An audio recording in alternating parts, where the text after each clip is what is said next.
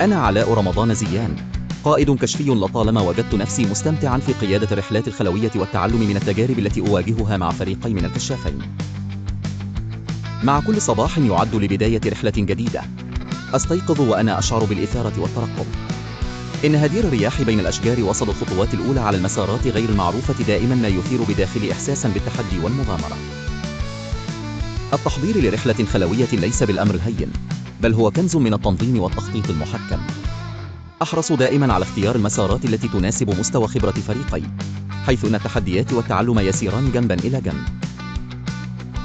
للمرة الأولى، كل تجربة تعلمنا دروسا جديدة تجعلنا نعود بقوة أكبر وإدراك أعمق. لا شيء يضاهي لحظة الانطلاق، والكل جاهز يحمل حقيبته بثبات وثقة.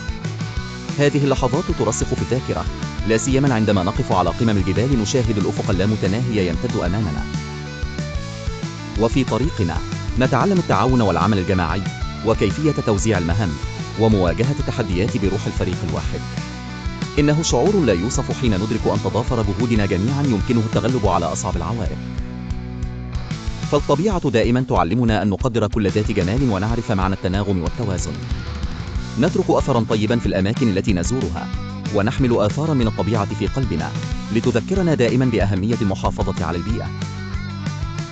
كل رحلة هي فرصة أخرى للنمو الشخصي والبدني، لأكون جزءا من تغيير صغير يحدث في حياة الكشافين الذين ينضمون لي في هذه المغامرات، حيث نعود أكثر قوة وتصميما لمواجهة الحياة. إنها رحلة حياتي التي أختارها كل مرة بحب وعزيمة، مغامرة أعيشها مجددا مع كل خيط نور صباح يتسلل عبر الغابات. هذا هو عالمي، وأنا أحب ما أفعل.